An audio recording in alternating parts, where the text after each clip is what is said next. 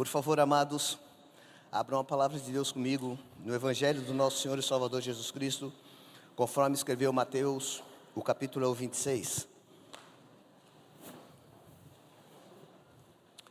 O Evangelho do nosso Senhor e Salvador Jesus Cristo, conforme escreveu Mateus, o capítulo 26, a partir do versículo 36. Mateus, capítulo 26, versículo 36.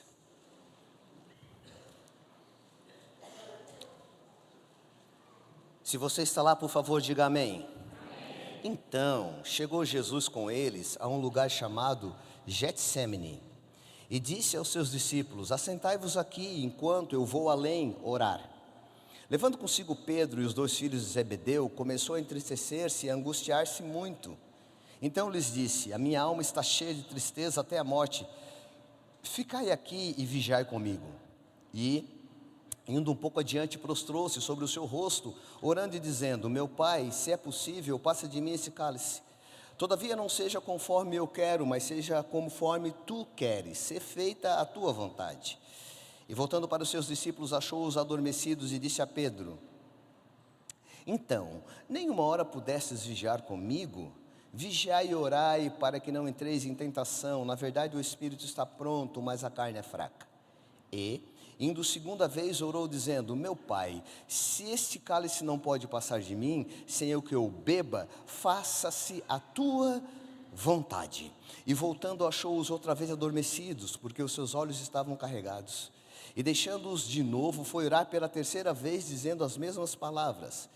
Então chegou junto dos seus discípulos e disse-lhes: dormi agora e repousai, eis que é chegada a hora, e o Filho do Homem será entregue nas mãos dos pecadores. Levantai-vos, partamos, e eis que é chegado aquele que me trai. Eu quero usar como tema da minha pregação nesta noite: pressão para vencer 2. Você pode repetir alguma coisa comigo dizendo assim: pressão para vencer 2. 2, 1, 2. Pressão para vencer 1. A classe está atenta. Há aproximadamente 2 ou 3 domingos eu preguei aqui pressão para vencer.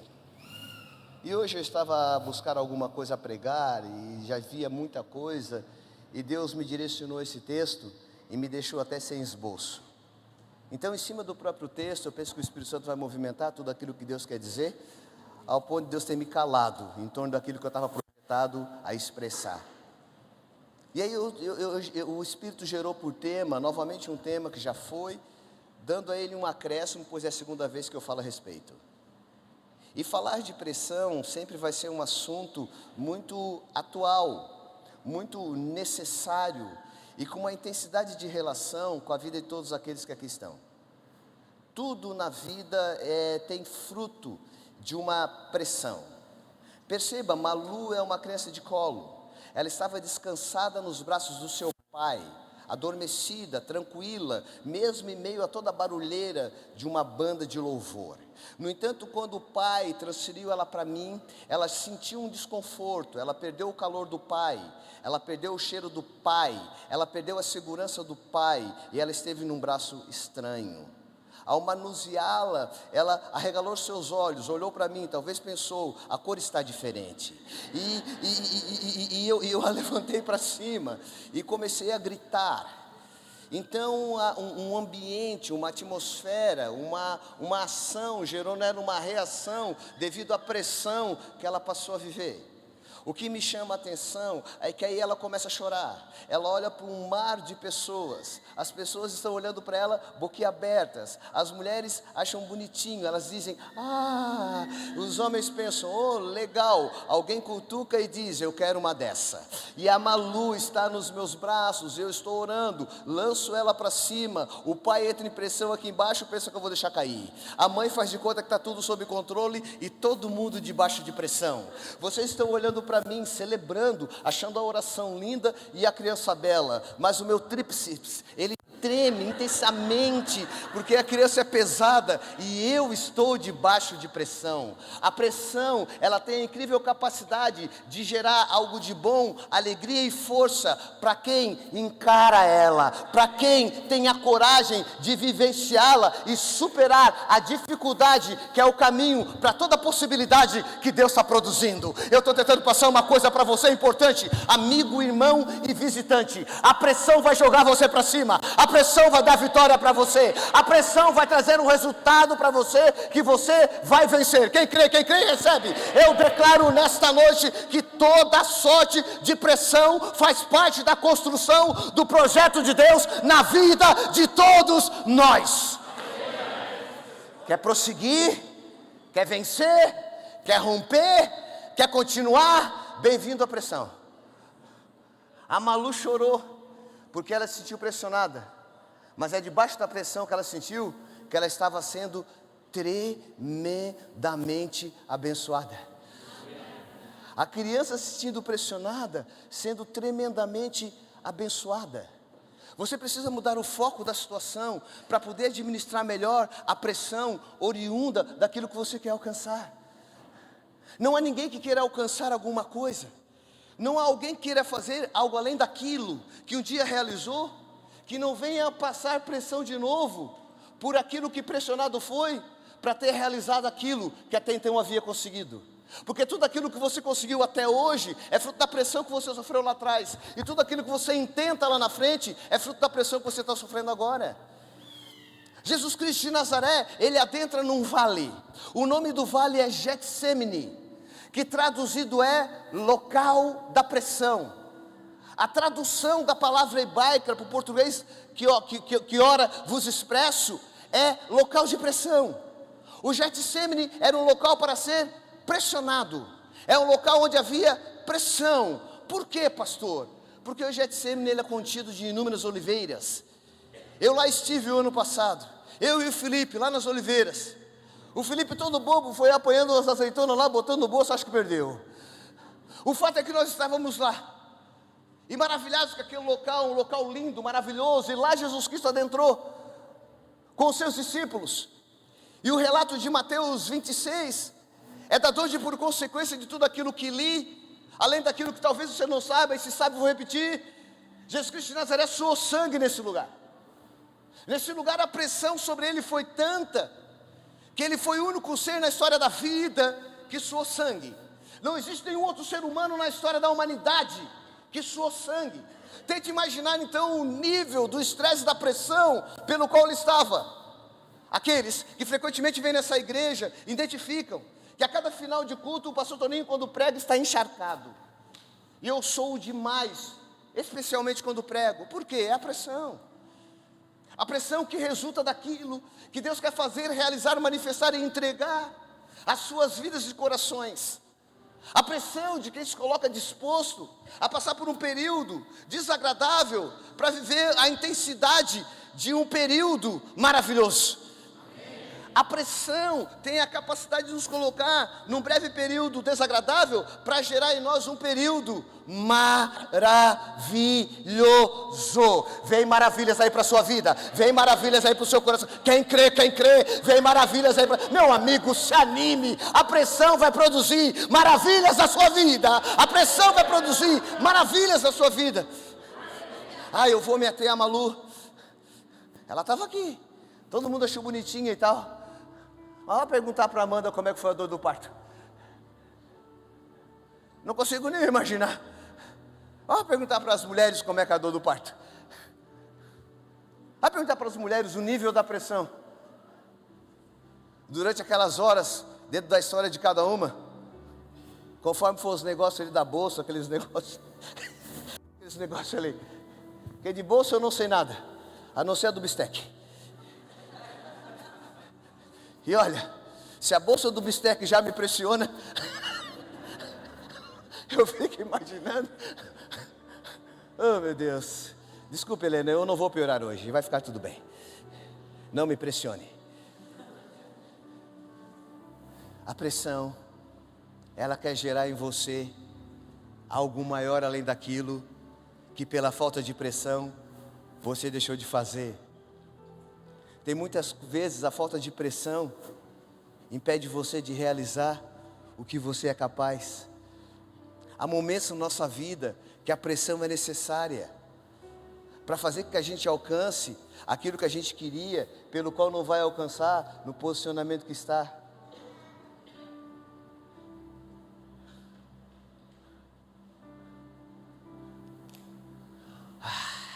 Só pensa, Toninho, não fala agora. Então, chegou Jesus com eles a um lugar chamado Getsêmani e disse a seus discípulos: assentai-vos aqui, enquanto vou ali orar. Jesus, no lidar com a maior pressão da sua história existencial enquanto ser humano, porque Jesus era um ser humano, porque nunca alguém tão humano foi tão divino. E o que Jesus faz quando se sente pressionado? Chama os amigos. Ele tem 12 discípulos, mas entre os 12, ele tem 3 amigos: Pedro, Tiago e João. Uma boa dica para superar e suportar a pressão é encostar nos amigos, nos verdadeiros amigos, naqueles que estão preparados para perceber a sua fraqueza e reconhecer as suas virtudes. Porque hoje em dia não se pode mais ser fraco.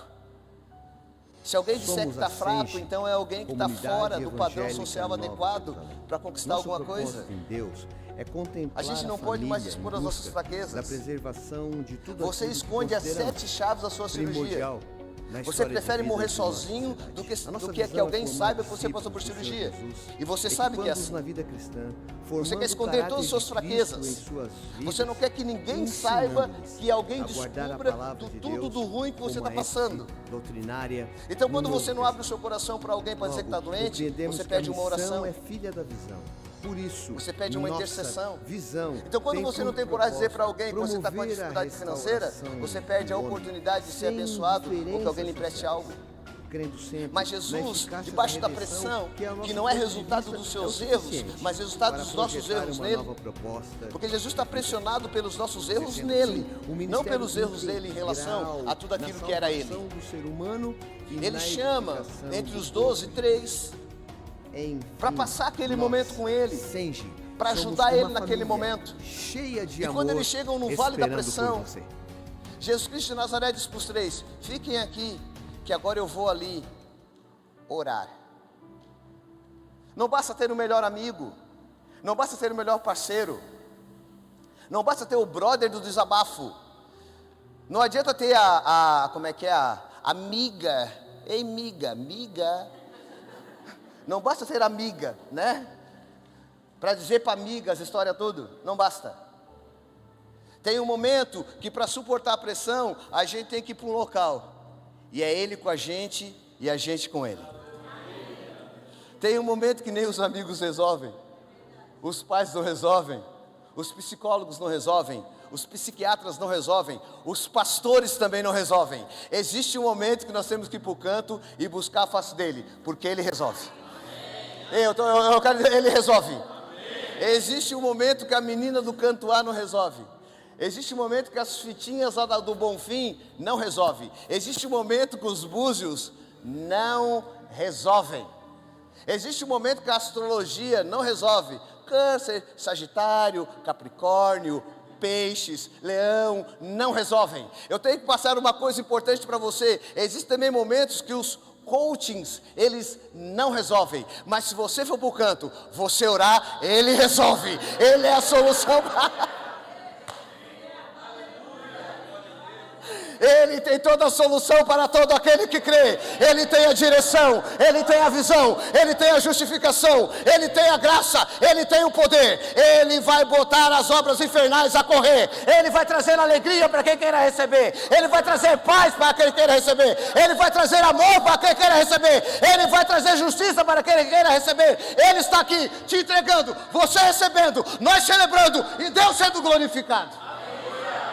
Você está na pressão para receber toda a provisão. Não, você não entendeu. Você está na pressão para receber toda a provisão. Toda a provisão de Deus está liberada sobre a vida dessa igreja. Provisão de paz, provisão de amor, provisão de carinho, provisão de bondade, provisão de santidade, provisão de poder dos céus. Ninguém detém a obra é santa. Amigo, irmão, igreja, visitante, anime-se. Deus é bom. Deus é bom? Tudo bem, eu sou o Toninho. E levando consigo Pedro e os 2 filhos de Zebedeu, começou a entristecer-se e a angustiar-se muito. Então lhes disse: a minha alma está cheia de tristeza até a morte. Ficai aqui, vigiai comigo. Eu estou angustiado, eu estou triste. Algo dentro de mim que me consome, que me corrói, que me desanima e aparentemente destrói. Eu trouxe vocês aqui para vocês ficar comigo. Eu trouxe aqui vocês comigo aqui para ver se vocês conseguem dividir comigo essa pressão.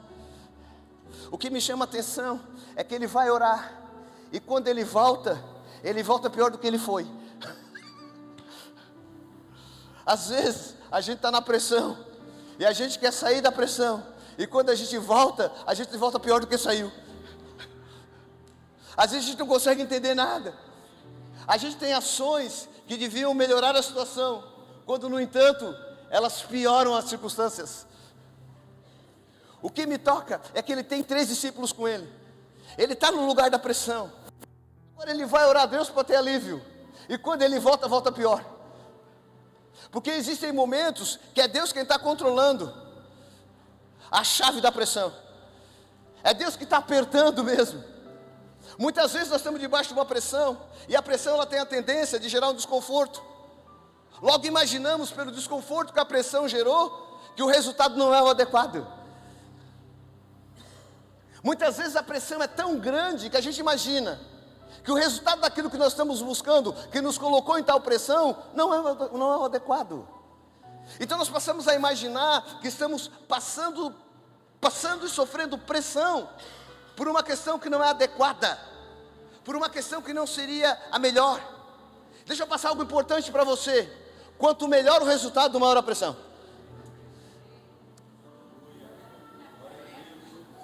Deixa eu passar uma coisa importante para você. Quanto melhor o resultado, maior é a pressão. Você precisa entender isso. Você precisa entender que o camisa 10 é o cara que vai bater o último pênalti. Ele não quer ser o diferenciado. Ele não quer ser as manchetes da segunda. Ele será. Se fizer, ovacionado. Se perder, ovo nele. Mas se colocando sujeito à pressão, ele tem a condição de alcançar um resultado diferenciado daquele que por pressão não quer passar. Então existem alguns momentos que a gente tem a pressão aliviada, mas ao retornar ao cenário do processo da conquista, tem a pressão aumentada. Eu tenho por convicção que quando Cristo saiu para orar de canto, ele teve um alívio da pressão. Mas quando ele retornou e deu de cara com os seus discípulos, ele teve um aumento dela. Porque o resultado daquilo que ele estava prestes a fazer teria um foro eterno, que é muito maior do que um infinito. E como não estaria ele debaixo de pressão para a realização de algo que ninguém jamais foi capaz de fazer? Porque Jesus Cristo de Nazaré morreu naquela cruz por amor de cada um de nós. Ele fez algo que ninguém nunca fez. Por isso que não existe ninguém igual a ele. Você quer receber alguma coisa que ninguém nunca recebeu? Faça algo que ninguém nunca fez. Certa feita alguém questionou Henry Ford. E perguntaram para o Henry Ford, o criador da Ford: olha, a outra fábrica lá, outra tal, está se destacando, está seguindo. Vamos fazer a mesma coisa que eles, para que a nossa linha de produção, ela quadriplique? Ele disse para alguém: não faremos algo igual a eles. faremos algo que a gente nunca fez. Faremos algo inédito. Eu não quero concorrer contra eles. Eu quero concorrer contra mim. Muitas vezes a gente não cresce, porque a gente não quer ter o que o outro tem. A gente quer ser o que o outro é. Você é propriedade exclusiva de Deus, você é único. Não há nenhuma outra digital igual a sua. Não há ninguém tão bonito quanto eu. Mas não há ninguém tão bonito quanto o Fábio. O Fábio é o Fábio, eu sou eu. Deus nos criou a sua imagem conforme a sua semelhança. Não há ninguém igual a você. Você é capaz de criar algo que ninguém nunca criou. Você é capaz de fazer algo que ninguém nunca fez. Você fará. Você irá prosperar. Você irá crescer. Você irá progredir. Você terá vitória. Você é um ser abençoado. Bem-vindo à pressão 2. Porque você não será nada daquilo que você concordou se tornar, sem que você esteja disposto a passar aquilo que eu estou passando agora, para você ser o que deve.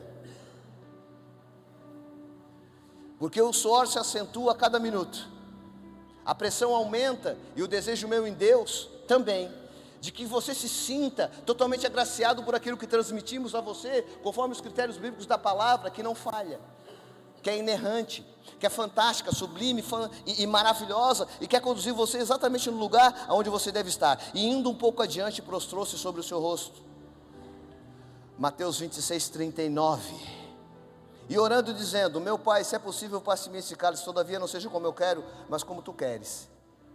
E voltando para os seus discípulos, achou-os adormecidos, e disse a Pedro: então nem uma hora pudesses vigiar comigo? A pressão, ela tem a terrível capacidade de fazer a gente abrir mão do que a gente deve fazer. Um dos piores fatores da pressão é esse: o fato de ela querer conduzir a gente a abrir mão do que a gente deve fazer. Jesus está muito pressionado, então ele ora a Deus e diz: Pai, se possível afasta de mim esse cálice.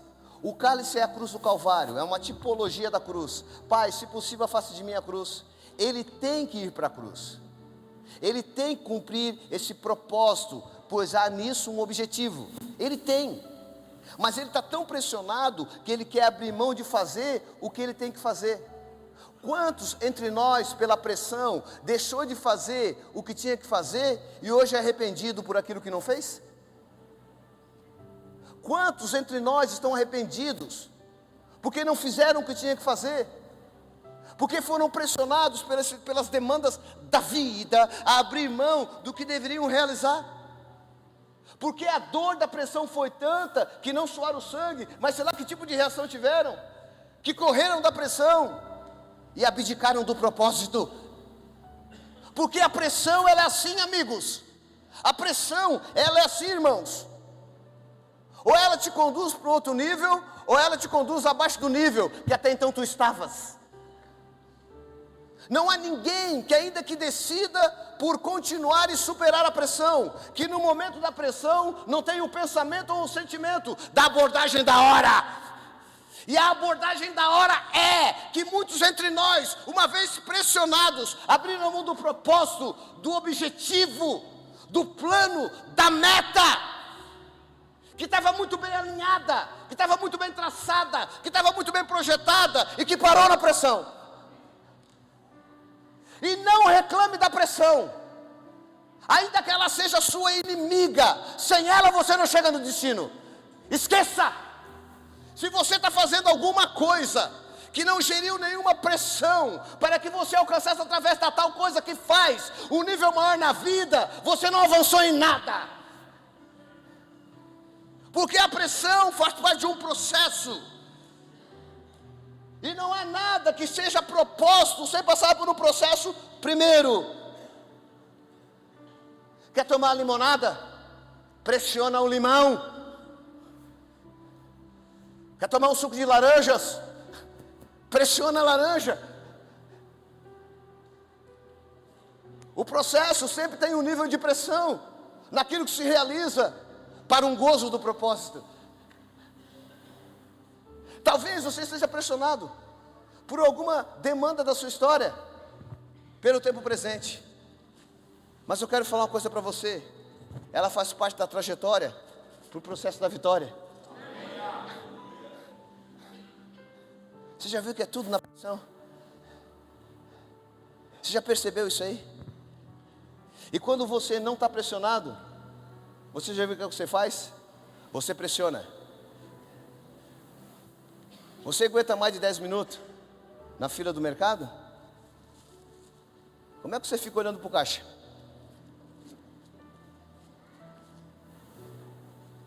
Como é que você fica olhando para o frentista do poço? Quando ele demora um pouquinho mais do tempo que você precisa, não respeitando você, o tempo adequado para que o exercício do trabalho seja prestado. Jesus, ele está pressionado. A pressão, ela é assim, ela gera dúvida. E a Bíblia diz: seja o vosso pensar e o vosso falar, sim, sim, ou não, não, porque o que foge disso é de procedência maligna. A pressão, ela também pode ofuscar a fé. É quando ela vem espremendo, encurralando, apertando, fazendo com que o indivíduo se sinta num sentimento de incômodo, de falta de espaço e só. Porque a pressão, ela é assim, ela vai encurralando a gente, botando a gente num canto, e a gente vai absorvendo um sentimento de pressão, de incômodo, de falta de espaço para fazer, consequentemente pela falta de espaço, nós vamos perdendo espaço também de ser, então a gente vai perdendo espaço de fazer e de ser, e a gente vai ficando solitário, tendo por companheiro somente a pressão, ou seja, é matar ou morrer. A pressão, ela é letal para quem não toma uma posição. A pressão mata sonhos. A pressão mata objetivos. A pressão aniquila propósitos. Mas, para aquele que consegue encontrar em Deus uma saída, a pressão é o trampolim da vitória. Jesus começa a expressar a vitória quando ele diz pressionado: Pai, eu não quero fazer o que tu quer, mas não faz como eu quero, faz como tu quer. Eu não quero.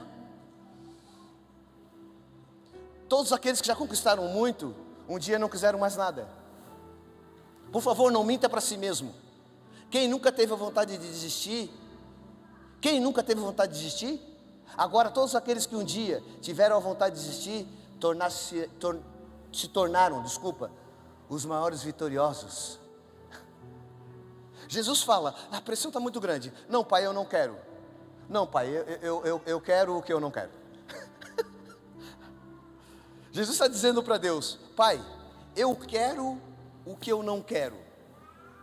Porque para mim me vale mais querer o que eu não quero do que querer a pressão que está me impedindo de fazer o que eu devo.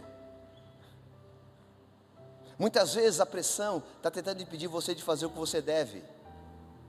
E aí você acaba abrindo mão daquilo que na essência você queria, mas agora você não quer mais, devido à pressão.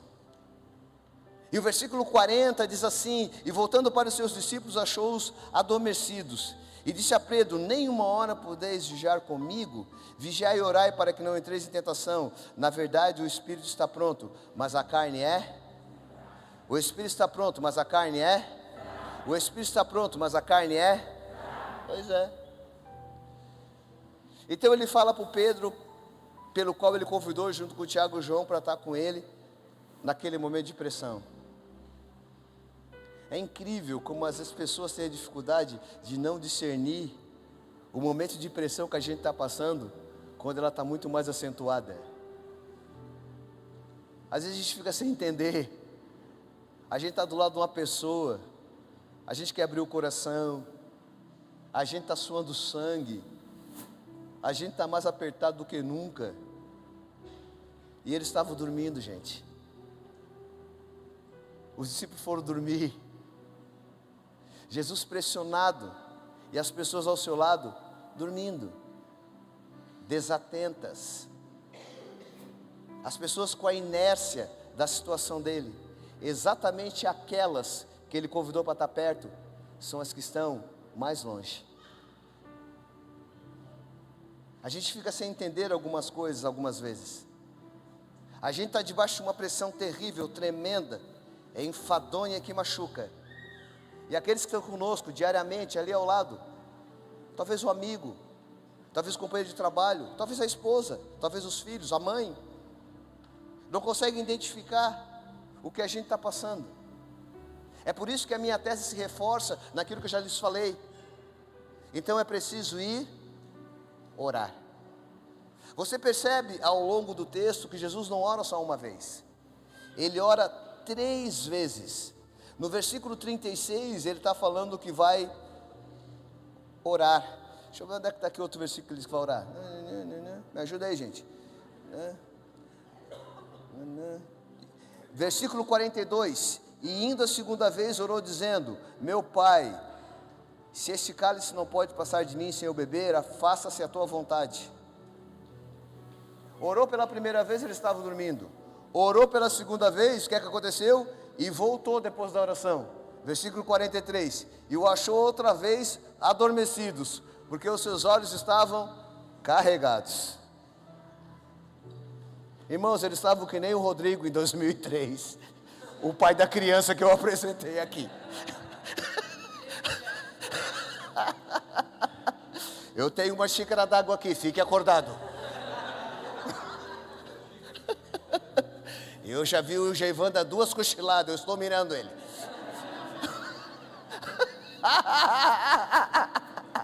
Não há nada de oculto que não haja de ser revelado. Grandes coisas fez o Senhor por nós, por isso nós estamos alegres. Dá um sorriso para a pessoa que está ao seu lado aí, diga para ela: Deus te abençoe. Diga para ela, fala, faça algo, participe. Dê um sorriso aí, meu amigo, dê um sorriso aí, meu irmão. Vamos se alegrar na presença de Deus.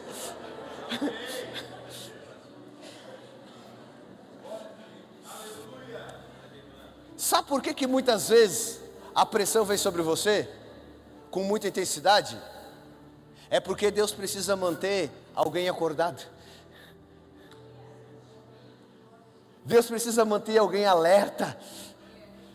Deus precisa manter alguém atento. Não fica bravo porque o irmão está adormecido. Te alegra porque tu está acordado.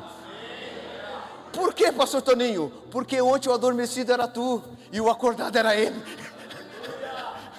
Ei, querido, talvez hoje o acordado seja eu e o adormecido você, mas amanhã o adormecido serei eu e o acordado você, e Deus estará trabalhando na vida de todos.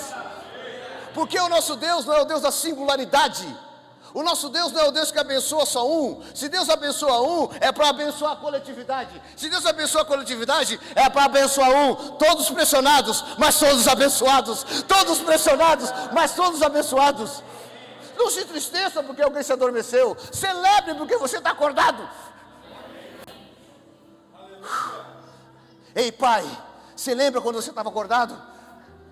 Você estava atento às situações. A dificuldade estava grande. A pressão estava intensa. Você lembra? Pois é, aquele período de pressão sustentou a sua família. Hoje ela está debaixo da graça porque tu esteve atento, porque tu vigiou, porque tu estava acordado. Porque mais vale uma família adormecida do que uma família morta. Vigiai e orai, para que você não venha a cair em tentação. O diabo é o tentador. Você concorda? Sim, você concorda? Não diga amém, só diga sim. O diabo é o tentador? Sim. O diabo é o tentador? Sim. O tentador é a qualidade daquele que só tenta. O tentador não é efetiva. Ele só tenta. Sabe por que a Bíblia dá esse atributo ao diabo? Porque quem tem um pouco de conhecimento bíblico sabe que Lúcifer é o anjo da luz. E Lúcifer se tornou o diabo, Satanás. Por quê? Porque quando estava ao lado de Deus, quis ser Deus. E ele não conseguiu ser Deus. E Deus deu um reino para ele. Então, como ele quis ser Deus e Deus não foi, o que é que ele tentou? Ou o que é que ele tentou? O que é que ele foi? O que é que ele fez? Ele teve uma tentativa. Ele tentou ser Deus. E uma vez tentando ser Deus, a Deus ameaçou, o diabo se tornou. E ele continua sendo o Isso, ele continua sendo o tentador, ele continua sendo o... Toda a igreja, ele continua sendo o... Agora que ele já sabe que tentou ser Deus e Deus não foi, agora ele tenta ser você. Tudo que o diabo tenta é ser você. É por isso que ele tenta botar a malignidade dele em você. É por isso que ele tenta a você ser invejoso, e aí você vacila no processo. É por isso que ele tenta você a mexer com uma mulher que não é sua, e você perde o casamento. É por isso que ele tenta você a falar da vida da outra, e você perdeu a melhor amiga. Você não pode mais deixar que o tentador tente ser você. Porque todas as vezes que ele tenta ser você e você aceita a tentação, você perde a originalidade de si pela pressão que não suportou. Porque se é uma coisa terrível que acontece conosco hoje, é que a gente está tentando perder toda a nossa característica em toda sorte. Emocional, física, espiritual. E muitas vezes é o diabo tentando ser a gente. Não dá mais chance para ele tentar ser você, não. Não deixa mais ele manipular os seus pensamentos, não. Não deixa mais ele controlar os seus sentimentos, não. Não deixa mais ele tentar ser você. Porque você é propriedade exclusiva do Deus Todo-Poderoso. Você é lavado e remido pelo sangue do Cordeiro. Você é justiça, sabedoria, graça, paz. Você é muito amor. Você é muito amor. Você é muito amor. Você é muito amor. Não deixe que as pressões deformem você. Não deixe que as pressões tirem a originalidade da sua essência. Você é um ser bom. Você sempre foi bom e você vai continuar bom, porque o Espírito Santo está morando em você, e a carne não vai prevalecer sobre a obra do Espírito no corpo de cada um de nós. Ele vai tentar ser você, mas ele não vai conseguir ser você. Eu vou repetir, ele vai tentar ser você, mas ele não vai conseguir ser você. Eu vou tentar encerrar a pregação lendo o versículo 44, que diz: e deixando-os de novo, foi orar pela terceira vez, dizendo as mesmas palavras. Então chegou junto dos seus discípulos e disse: agora vocês podem dormir, reposem, é chegada a hora, e o Filho do Homem será entregue na mão dos pecadores. Eu já fui orar pela terceira vez. Aí eu volto na terceira vez da oração, e os cabras, meu parceiro, quero para estar dividindo comigo a pressão, continuo dormindo. É quando Deus diz para você: agora eu vi que você é comigo mesmo. Agora eu vi que você precisa de amigos, mas você aprendeu que você depende de mim. A gente precisa de amigos. Qual entre todos nós não precisa de amigos? Mas a gente depende de quem? Ele foi com eles, orou, voltou, estava dormindo. Orou, voltou, estava dormindo. A terceira vez orou, voltou, estava dormindo. Ele disse para eles: acorda aí, gente. Acordaram. Mestre, desculpa. Não, agora vocês dormem. Vocês dormem em paz. Está tudo resolvido. E não é porque eu não posso contar com vocês, que vocês não podem contar comigo. Era o que ele estava apontando para aquela gente. Aqui, meus queridos, não é porque eu não posso contar com vocês, que vocês não podem contar comigo. A pressão que eu estou passando é para trazer um resultado para vocês. Dizia Cristo Jesus para os três: vão dormir, rapazes, vão descansar, está tudo certo. Mestre, não, vão dormir, vão, estou tranquilo. A pressão já passou. Às vezes o amigo está ao seu lado, não para resolver a sua pressão, mas para fazer você superá-la. O livro do Salmo, o capítulo 121, versículo 3 a seguir, diz: não deixará vacilar o pé, aquele que te guarda não tosquenejará. Eis que não tosquenejará, nem dormirá o guarda de Israel. O Senhor que te guarda, o Senhor é a tua sombra, a tua direita. Deixa eu passar uma coisa importante para você. Os discípulos dormiram, mas Jesus não dormiu. Eu estou tentando passar uma coisa importante para você. O nosso Deus não dorme. Ele cuida de ti até quando tu está dormindo. O nosso Deus não dormita. Diz comigo, dormita. Nosso Deus não dormita. Diz comigo, dormita. Aqui, ó, não dormitar não é não cochilar. Não dormitar é não piscar. O indivíduo que não dormita, e esse indivíduo não existe, é só Deus, ele não pisca.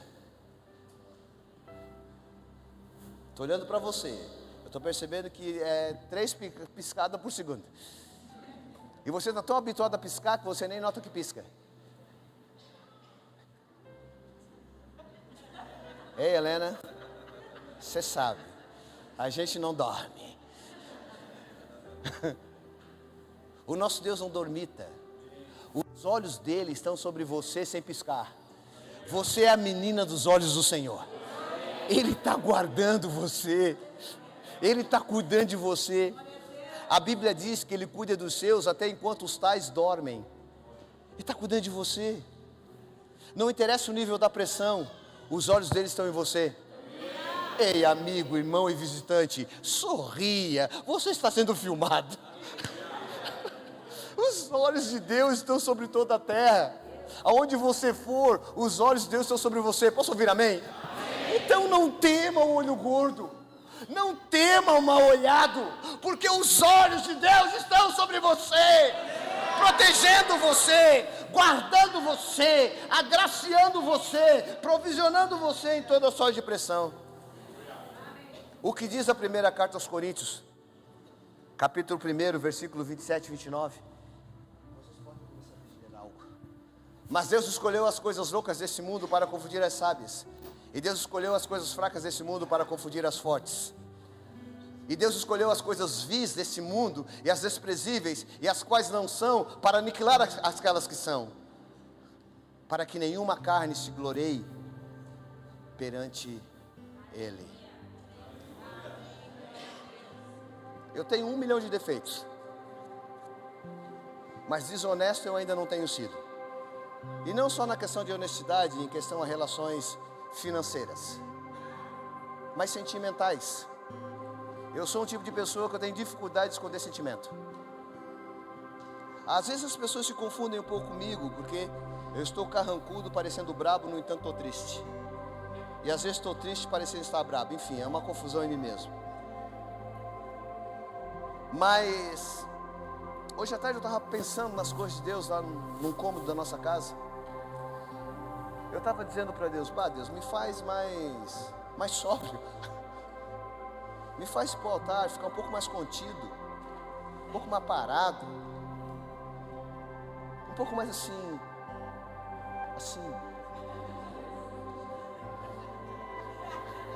um pouco mais assim, tipo, né, aquele cara que senta nas moedas, tipo assim, cara mais tranquilo, cara mais, oh Deus, tira um pouco dessa insanidade de mim, desse corre para um lado, desse corre para o outro, dessas bobices que eu sempre acabo dizendo, dessa barba pelo canto da boca. Oh Deus, me faz usar uma toalhinha. A minha igreja é muito chique para esse papel ridículo. Então me veio à mente esses versículos. Ele falou, não, é desse jeito aí. É desse jeito que vai ser. E eu vou te piorar, me disse o Espírito Santo. Ele falou, eu vou te piorar. Ainda ontem a gente foi consagrar um pastor lá em Armazém. Ah, meu Deus do céu, desandou o negócio de novo. Eu fiquei perguntando, Deus, mas por que ter ser assim? Ele falou, não, é assim que eu vou te usar. Eu te escolhi assim, é assim que eu vou fazer. Tu acha que tá ruim, vai piorar. Eu vou te deixar mais doidinho ainda, eu vou te agitar mais de um lado para o outro, e eu vou fazer de ti conforme eu quero, porque a glória é minha, porque é tudo dele, é tudo por ele, é tudo para ele, a ele glória e honra pelos séculos, entre os séculos e amém. E talvez você esteja pensando, pastor, por que tu contou isso para nós? Eu contei isso para vocês para abrir o meu coração, fazer um breve desabafo, e dizer para vocês que esse é um dos fatores que muitas vezes me faz me sentir muito pressionado. Porque se é que tem uma pessoa aqui que tem dificuldade de ver a live de novo aqui da igreja, esse alguém sou eu. Porque quando eu assisto a live da igreja, o pregador sou eu fico imaginando, meu Deus, o que aconteceu ali? São chutes no ar, são jeitos, trejeitos, caminha para um lado, gesticula para o outro. Mas Deus, Ele faz das coisas loucas para confundir as sábias. As loucuras de Deus justamente são aquelas que muitas vezes nos colocam debaixo de pressão. Mas é por essas loucuras que nós suportamos aquilo que é adequado para alcançar o resultado devido. Agora, pois, a minha pregação se encerra no livro do Êxodo, o capítulo 19, o versículo 9, que nos diz, conforme aquilo que está na tela: e disse o Senhor a Moisés: eis que virei a ti numa nuvem espessa, para que o povo ouça, falando eu contigo, e para que também creiam eternamente. Porque Moisés tinha anunciado as palavras do seu povo ao Senhor. Eu quero dar continuidade aonde eu comecei, dentro dessa fase do novo tempo, do novo momento da história da Sage, que celebra 20 anos. Eu estou pregando o tema Pressão para Vencer 2. Mas antes de pregar e de ir para os Estados Unidos, ter passado um tempo lá, eu disse em alto bom som aqui que eu estava seguindo uma nuvem. E talvez houve alguma dificuldade de entender que realmente uma nuvem eu estava seguindo. Isso é normal. E eu me inspirei na vida de Moisés, que era alguém que seguia a nuvem e me mantém inspirado na vida dele, para me manter na direção que a nuvem me trouxe. E na altura de Êxodo 19, o povo não está entendendo o que Deus está falando com Moisés. Então Deus fala com Moisés: Moisés, para, eu vou parar a nuvem contigo, e a nuvem tornar-se-á espessa, que traduzido é escura. Uma nuvem espessa é uma nuvem escura, não é uma nuvem clara, não é uma boa nuvem para seguir, não é uma boa nuvem para acreditar. E é nessa escuridão da nuvem que Deus queria falar. Está ali o versículo que está na tela. É na escuridão dessa nuvem que eu vou falar, Moisés. É na escuridão dessa nuvem que eu vou confirmar o que eu disse para ti que ia fazer a favor do povo que eu te mandei guiar. Por que a nuvem escureceu? Porque não vai ter bom resultado sem pressão. A nuvem deu uma escuridinha. Quando nuvens escurecem, apontam para tempestades. Quando nuvens escurecem, apontam para raios, trovões, mau tempo. E como é que a gente faz para seguir uma coisa que não está adequada dentro do padrão daquilo que para nós caracteriza boa coisa? Mantendo a fé naquele que tem controle sobre todas as coisas. Mantendo a fé naquele que traz uma direção, gera uma convicção e estabelece um propósito. É chegado para a história da comunidade evangélica Nova Jerusalém um tempo de avivamento, um tempo de mudança, um tempo de preciosa graça, um tempo de justiça eterna. É chegado um tempo, no novo tempo na história de cada um de nós, um tempo de glória, de justiça, de força, de maravilha, de poder. Quem crê fica de pé. É chegado um novo tempo, crê, quem crê fica de pé. É chegado um novo tempo.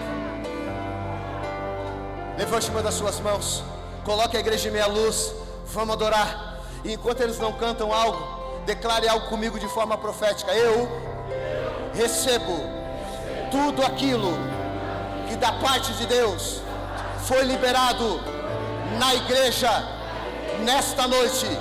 Eu declaro: vou seguir, vou agir, vou prosperar. Nenhuma pressão vai deter o melhor de Deus para mim. Amém.